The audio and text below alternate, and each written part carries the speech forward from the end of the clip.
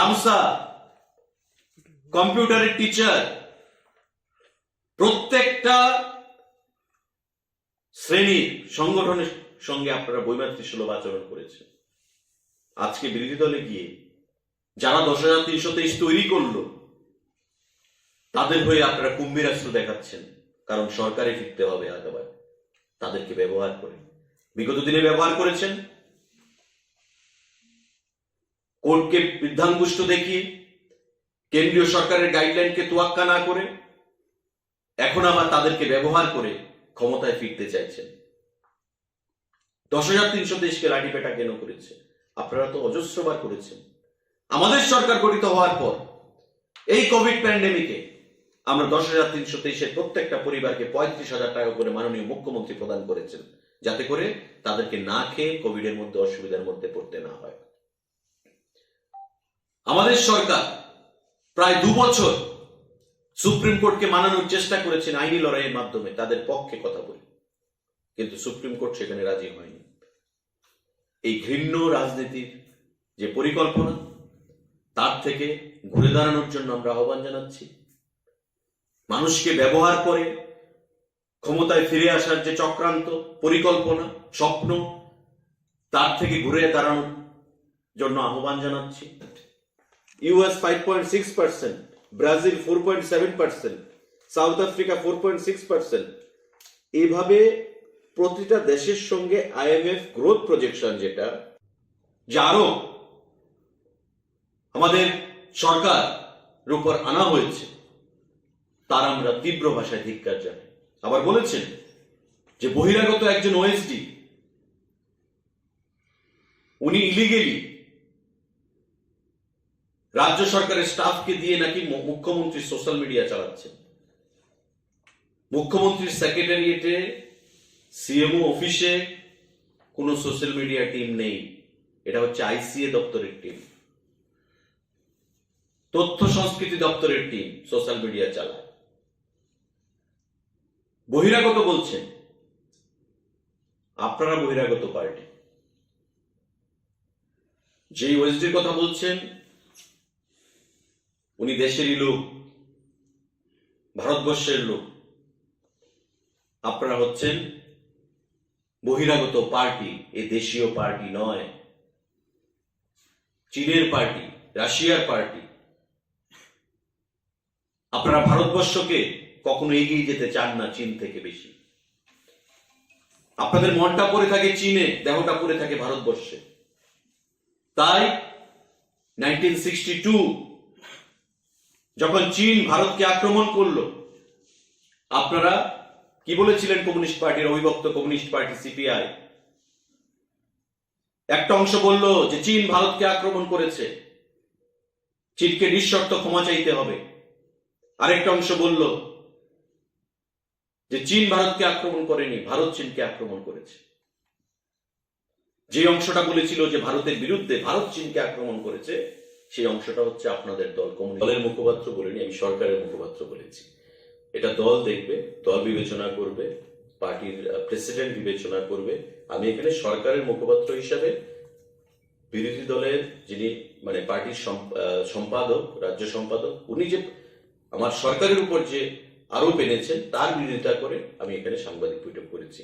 আপনার যেটা প্রশ্ন, আমি আপনাকে অনুরোধ করব আপনি পার্টির রাজ্য সভাপতিকে সেটা জিজ্ঞাসা করবেন। ধন্যবাদ। 10,323 তো যেহেতু একটা সিরিয়াস ম্যাটার এই মুহূর্তে দাঁড়িয়ে, প্রায় সময় তারা আন্দোলন করছে বিভিন্নভাবে, বিভিন্ন দিক দিয়ে। রাজ্য সরকারের তরফ থেকে কি স্ট্যান্ড থাকবে, বা আপনার এই বিষয়টা নিয়ে কি প্রতিক্রিয়া দিতে হবে? রাজ্য সরকার টাইমিং আগে তার স্ট্যান্ড ক্লিয়ার করেছে, প্রতিবারই ক্লিয়ার করেছে। নতুন যদি কিছু সিদ্ধান্ত আসে নিশ্চয়ই ক্যাবিনেটে আসবে, তখন সরকারের তরফ থেকে আপনাদের জানিয়ে দেওয়া হবে। যদি আসে 323-এর চাকুরিচ্যুতদের উপর হামলা করলো, তার নিন্দা জানিয়েছে। 10,323 কারা তৈরি করেছে?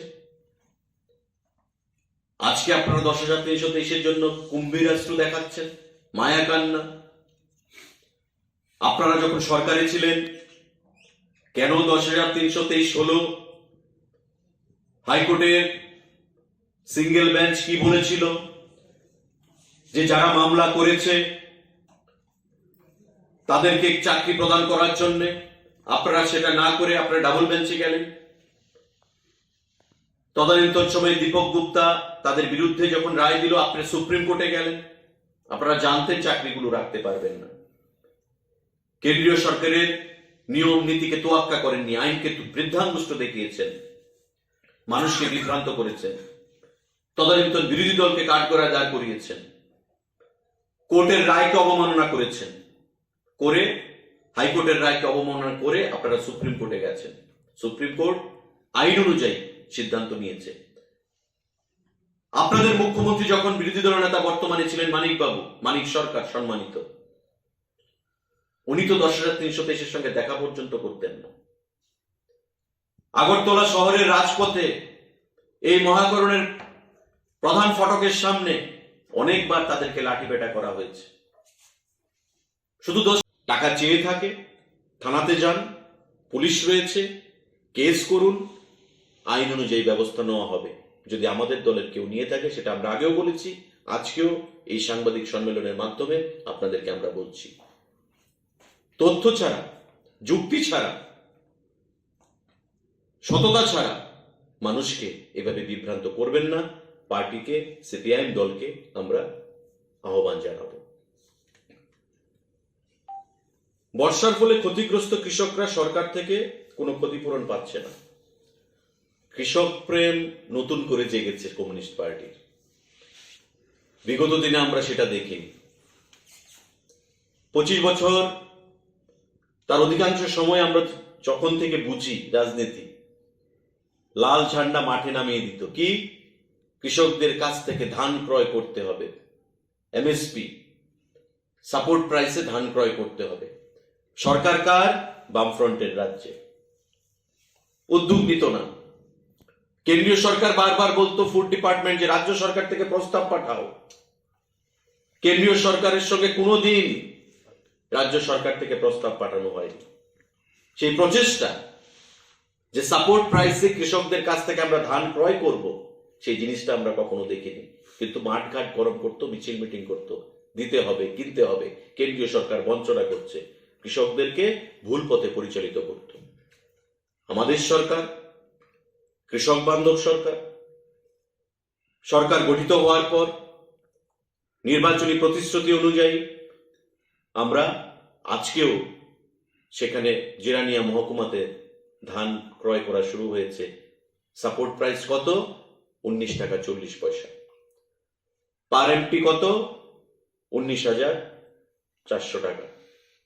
সারা রাজ্যে রবি এবং খারিফ সিজনে আমাদের মুখ্যমন্ত্রী শপথ নেওয়ার পর প্রথম ক্যাবিনেট মিটিং এ যে সিদ্ধান্তগুলো নেওয়া হয়েছে, তার মধ্যে একটা উল্লেখযোগ্য গুরুত্বপূর্ণ সিদ্ধান্ত হচ্ছে রাজ্যের কৃষকদের কাছ থেকে ধান ক্রয় করা, এবং আমরা সেটা চালিয়ে যাব। গত 4 বছর ধরে বছরে 2 বার আমরা সাপোর্ট প্রাইসে ধান ক্রয় করছি রাজ্যের কৃষকদেরকে। যেটা প্রধানমন্ত্রী বলেছেন যে কৃষকদের আয়কে দ্বিগুণ করতে হবে।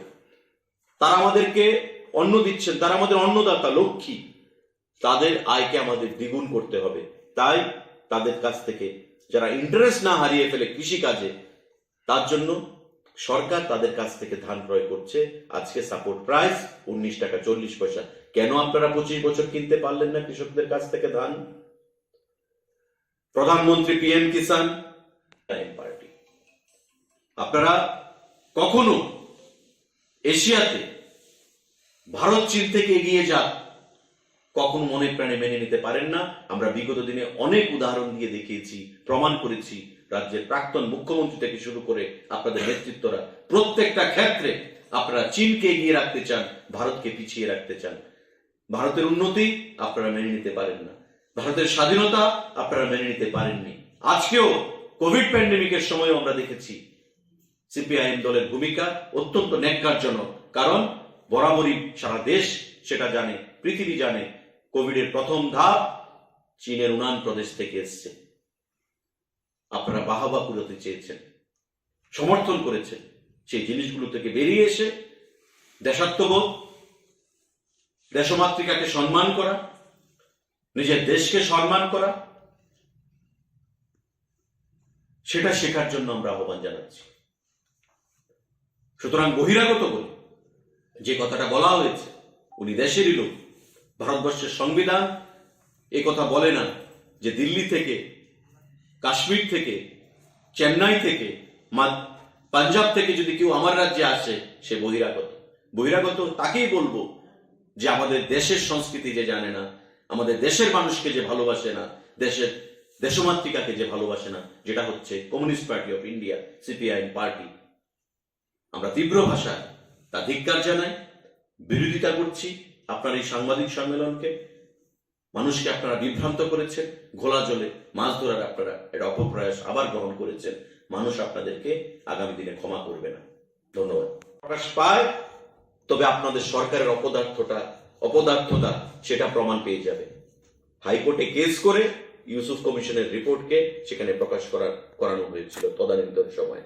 লজ্জা থাকা দরকার যে বিধায়ক খুন হয়, সদরের এসডিএম অফিস ঢুকে এসডিএম কে খুন করা হয় গুলি করে, মন্ত্রী বিমল সিনহাকে হত্যা করা হয়েছে, আপনাদের আমলে তদানীন্তন বিধায়ক পরিমল সাহাকে খুন করা হয়েছে, অনেক নেতৃত্বকে খুন করা হয়েছে, মন্ত্রী বিধায়কের যেখানে নিরাপত্তা নেই আপনারা বলছেন নেশার কথা।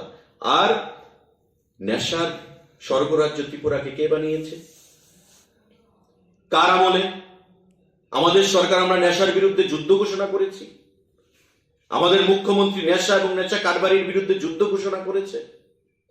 আপনাদের আমলে ত্রিপুরা রাজ্যের গাঁজা চাষ, বিশেষ করে সিপাহীজলা মহকুমাতে, এটা একটি ইন্ডাস্ট্রি হয়ে গেছিল। বিভিন্ন ধরনের নেশা সামগ্রী, এটা ইন্ডাস্ট্রি হয়ে গেছিল। কি পদক্ষেপ আপনারা নিয়েছেন? ধনপুর থেকে শুরু করে কমলাসাগর, বিশালগড়, বিভিন্ন জায়গায় নেশা কারবারি এবং নেশার বিরুদ্ধে কোনো পদক্ষেপ আপনারা গ্রহণ করেননি। আপনারা বলছেন আজকে নেশার কথা। ত্রিপুরা রাজ্যের যুবককে, যুব সমাজকে নেশার স্বর্গরাজ্যে আপনারা ডুবিয়ে দিয়েছেন। আজকে রাজ্য সরকার, আমাদের মুখ্যমন্ত্রী সেটা নেশার বিরুদ্ধে যুদ্ধ ঘোষণা করেছে। আমরা ধিক্কার জানাই আপনাদের এই মানসিকতাকে, আমরা ধিক্কার জানাই আপনাদের এই রাজনৈতিক যে চাল, ঘোলা জলে মাছ ধরা, তাতে করে রাজ্যের মানুষকে কখনো আপনারা সেখানে আপনাদের দিকে আর টানতে পারবেন না। মানুষ আপনাদেরকে বিদায় দিয়ে দিয়েছে, যেটা পশ্চিমবাংলার মানুষ সেটা বুঝতে পারছে বর্তমানে। আপনারা কি বলেছেন?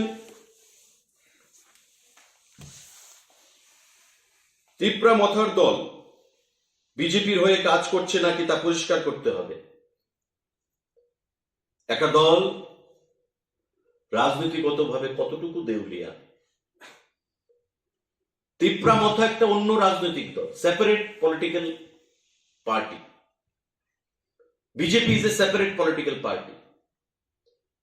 এখন ত্রিপুরা মথা বিজেপির হয়ে কাজ করছে, কি বলতে চাইছেন? আমরা তো বিজেপি ত্রিপুরা মথার বিরুদ্ধে এডিসিতে লড়াই করেছি। আপনারা তো একটা আসনেও জয়ী হতে পারেননি, আমরা 10খানা আসনে জয়ী হয়েছি। ত্রিপুরা মথা এবং বিজেপির মধ্যে যদি সখ্যতা থাকতো তবে আমরা এডিসিতে একসঙ্গে লড়াই করতাম। রাজনৈতিকভাবে বন্ধুত্বপূর্ণ সম্পর্ক ছিল। আমরা তো এডিসিতে প্রধান বিরোধী দল, ত্রিপুরা মথা শাসক দল এডিসিতে। এখন বলছে ত্রিপুরা মথা বিজেপির হয়ে কাজ করছে, সেটা পরিষ্কার করতে হবে।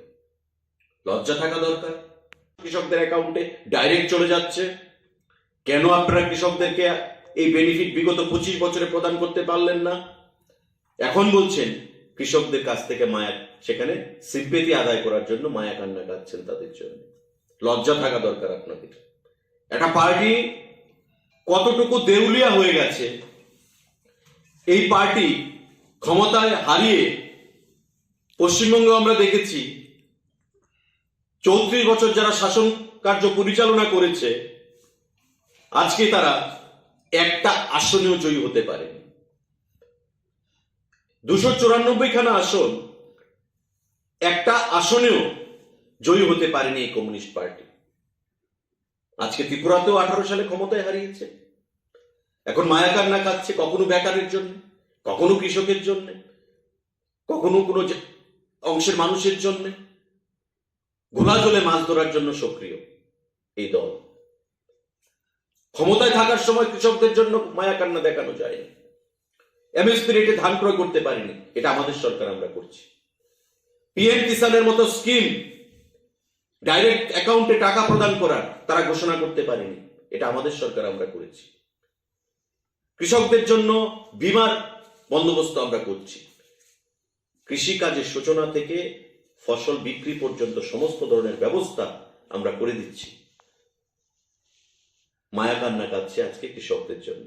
আমরা এই তাদের যে বক্তব্য সেটাকে ধিক্কার জানাই, নিন্দা জানাই এবং প্রচন্ডভাবে রাজ্য সরকারের তরফ থেকে আমরা বিরোধিতা করছি এবং আগামী দিনে এই যে তাদের রাজনৈতিক দেউলিয়াপনা তার থেকে বেরিয়ে আসার জন্য আমরা আহ্বান জানাচ্ছি।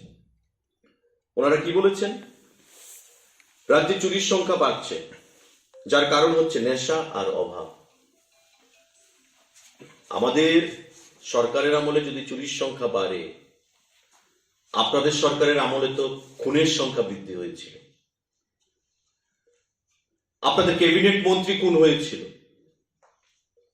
সদর এসডিএম শুক্রাম দেববর্মার অফিস কক্ষে ঢুকে তাকে খুন করা হয়েছিল। আপনাদের আমলে বিধায়ক মধুসূদন সাহা তার বাড়ির সামনে খুন হয়েছিল। মন্ত্রী বিধায়কের যেখানে নিরাপত্তা নেই, সিপিআইএম আমলে উনি বলছেন চুরির সংখ্যা বৃদ্ধি পাচ্ছে। যদি চুরির সংখ্যা বৃদ্ধি পেয়ে থাকে, পুলিশ ব্যবস্থা নিচ্ছে। আপনাদের আমলে তো বিমল সিনহার মার্ডার কেস হাইকোর্টে কেস করে তার ইউসুফ কমিশনের রিপোর্ট সেখানে প্রকাশ করতে হয়েছে। তার আগে তো আপনারা ইউসুফ কমিশনের রিপোর্টকে প্রকাশ করেননি। সবাইকে ধন্যবাদ উপস্থিত হওয়ার জন্য, নমস্কার জানাই। আজকে হঠাৎ করে আপনাদেরকে এখানে ডাকার যে কারণ, রাজ্যের কমিউনিস্ট পার্টির দলের, সিপিআইএম দলের সম্পাদক রাজ্য সরকারের উপর বেবুনিয়াদ কিছু আরোপ উত্থাপিত করেছেন। বিগত দিনে আমরা দেখেছি যে বিরোধী দলনেতা তথা প্রাক্তন মুখ্যমন্ত্রী বিভিন্ন সময়ে প্রধানমন্ত্রী, স্বরাষ্ট্রমন্ত্রী, রাজ্যের প্রশাসন, মুখ্যমন্ত্রী সবাইকে নিয়ে নিজেদের দলের অস্তিত্ব জানান দেওয়ার জন্য বিভিন্নভাবে সরকার এবং আমাদের দলকে আক্রমণ করেছে সাংবাদিক সম্মেলনের মাধ্যমে। আজকেও তারই একটা অনুরূপ প্রয়াস আমরা দেখলাম, যখন সিপিআইএম দলের রাজ্য সম্পাদক জিতেন চৌধুরী মহোদয় কিছু মিথ্যা কথা এবং যার কোনো সত্যের সঙ্গে যোগাযোগ নেই সেই সমস্ত আরোপ রাজ্য সরকারের প্রতি তারা এনেছেন। কিছু কিছু পয়েন্টস আপনাদের মাধ্যমে আমরা তীব্র বিরোধিতা করতে চাই এবং ধিক্কার জানাই, নিন্দা জানাই সিপিআইএম এর রাজ্য সম্পাদকের এই বিবৃতির, যেটা উনি সাংবাদিক বৈঠকের মাধ্যমে আজকে উত্থাপিত করেছেন। বেবুনিয়াদ, কোনো ভিত্তিহীন তথ্য ছাড়া কথা বলছেন নিজের অস্তিত্ব জানান দেওয়ার জন্য। বিরোধী দল নেতা বলছেন 5,000 টাকা, আজকে উনি বলছেন 5 থেকে 40,000 টাকা। আমি প্রশ্ন রাখছি আপনাকে যে পিএমওআই ঘরে কত পাওয়া যায়? প্রথম কিস্তিতে দিয়েছে 48,000 টাকা, তারপরও দুটো কিস্তিতে 1,30,000 টাকা প্রদান করা হবে টোটাল। তার থেকে 40,000 টাকা মানুষকে দিয়ে দেওয়া হবে। এটা মানুষ বিশ্বাস করবে না। এটা আপনাদের দলের সংস্কার হতে পারে। বিগত দিনে আমরা দেখেছি ওই ডুকলিতে টাকার বিছানার উপর ঘুমিয়ে রয়েছে আপনাদের ক্যাডার। শৌচালয় নির্মাণের টাকা, কেন্দ্রীয় সরকারের থেকে অর্থ এসছে শৌচালয় নির্মাণের জন্য। সেই টাকা শৌচালয় নির্মাণ না করে দুর্নীতি করে টাকার বিছানার উপর ঘুমিয়েছিল আপনাদের ক্যাডার। জবাব দিতে পারবেন না। কোটি কোটি টাকার দুর্নীতি হয়েছে প্রতিটা ব্লকে, অনেক অফিসার সাসপেন্ড হয়েছে। আপনাদের নেতাদের কাছের লোক সাসপেন্ড হয়েছে, জবাব দিতে পারবেন না। অর্থের বিনিময়ে চাকরি প্রদান করা হয়েছে, নেতাদেরকে উত্তম মধ্যম প্রদান করা হয়েছে, পার্টি অফিসগুলোতে আগুন জ্বালানো হয়েছে, তালা দেওয়া হয়েছে, জবাব দিতে পারবেন না। এখন ঘর দিয়েছে বিজেপি সরকার, প্রধানমন্ত্রী একদিনে 709 কোটি টাকা ত্রিপুরা রাজ্যে রিলিজ করেছেন। ভয় পাচ্ছে যে আগামী দিনে তো গ্রামের ভোট ব্যাংক, যেটা 18 সালে হাত থেকে ফসকে ছুটে গেছে, সেটা তো আর আগামী দিনে আসার সম্ভাবনা নেই। সুতরাং এই সরকার যে ডিফারেন্স রয়েছে বিগত সরকার থেকে, এটাই প্রমাণ করেছে এবং মানুষ সেটা গ্রামেগঞ্জে বলা বলি করছে। তাই এখন নিজেদের অস্তিত্ব জানান দেওয়ার জন্য দুর্নীতির অভিযোগ আনছেন। একটা প্রমাণ দিন, একটা প্রমাণ দিন। এখন নিজেদের সোশ্যাল মিডিয়ার অ্যাকাউন্ট থেকে যে কোনো এক মহিলাকে ডেকে এনে বাইক নিয়ে যদি বলে দেওয়া হয় যে আমি 5,000 টাকা দিয়েছি বা 10,000 টাকা দিয়েছি, সেটা যুক্তিসঙ্গত নয়। সময় যে আমরা 21 থেকে শুরু করব পাহাড়ে, কারণ পাহাড়ের যে 20টা সিট, সেই 20টা সিটে আমরা 20টাই জিতবো। আমরা 21 থেকে শুরু করব, আর বিরোধীদেরকে 1 থেকে শুরু করতে হবে। আজকে তো তারা হারিয়ে গেছে পাহাড়ে, সেই বড় বড় ডায়লগ আর দিতে পারছে না। তাই এখন বাঙালি অংশের মানুষকে বিভ্রান্ত করার জন্য বিভিন্ন ধরনের বক্তব্য তারা রাখবে, এবং এটাই কমিউনিস্ট পার্টির কালচার, এটাই কমিউনিস্ট পার্টির স্ট্র্যাটেজি, পলিসি, যে যতই নির্বাচন ঘনিয়ে আসবে তারা বাঙালি অংশে গিয়ে পাহাড়ি বিদ্বেষী কথা বলবে এবং পাহাড়ি অঞ্চলে গিয়ে বাঙালি বিদ্বেষী কথা বলবে। জাতি জনজাতি, জাতি উপজাতির মধ্যে বিভেদের পরিবেশ তৈরি করে নির্বাচনে ফায়দা তুলতে চায়। আমরা দেখেছি বিগত দিনে সাংবাদিক বন্ধু শান্তনু ভৌমিককে খুন করা হয়েছে উপজাতি অঞ্চলে, বাঙালি ছেলে, আমারই বিধানসভা কেন্দ্রে। জাতি উপজাতির মধ্যে বিভেদের একটা প্রয়াস করা হয়েছিল। 2013 সালের নির্বাচনে জিরানিয়া পার্টি অফিসের সামনে রবি লিটন নামে দুটো তরতাজা যুবককে পিটিয়ে মারা হয়েছিল সিপিআইএম এর ক্যাডার বাহিনীর দ্বারা। আমরা দেখেছিলাম।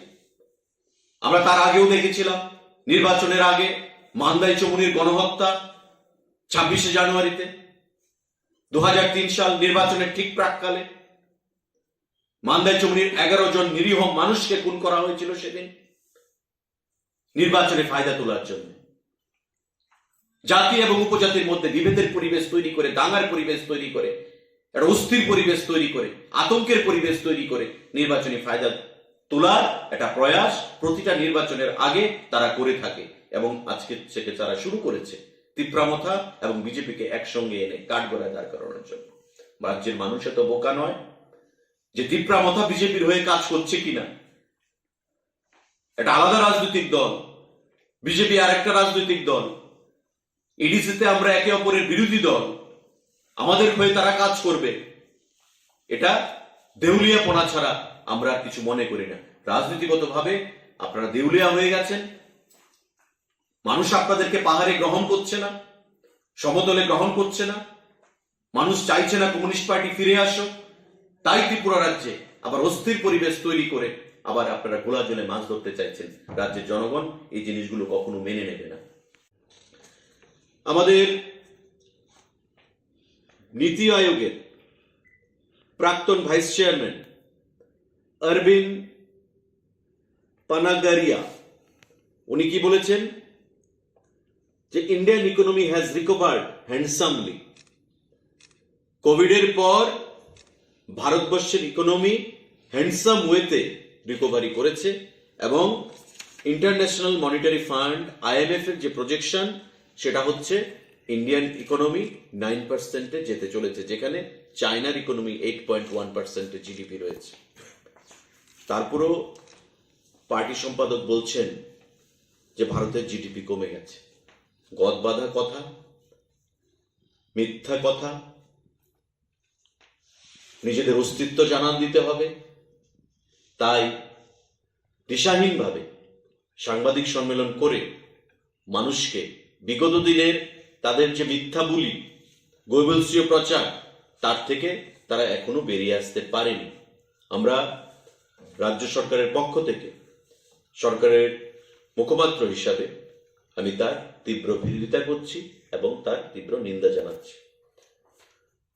উনি বলেছেন যে প্রধানমন্ত্রী আবাস যোজনায় প্রত্যেক সুবিধাভোগী থেকে 5 থেকে 40,000 টাকা করে নেওয়া হচ্ছে।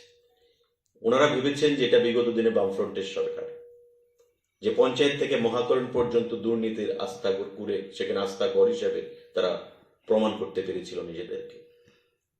আমরা প্রমাণ করেছিলাম বিগত দিন ব্লকের কেলেঙ্কারি, চাকরি কেলেঙ্কারি, সাতচাঁদ ব্লকের কেলেঙ্কারি, পেচারথল ব্লকের কেলেঙ্কারি, বিশালগড় ব্লকের কোটি কোটি টাকার দুর্নীতি, স্বাস্থ্য দপ্তরে দুর্নীতি, প্রতিটা ক্ষেত্রে দুর্নীতিতে নিমজ্জিত ছিল বিগত বামফ্রন্ট সরকার।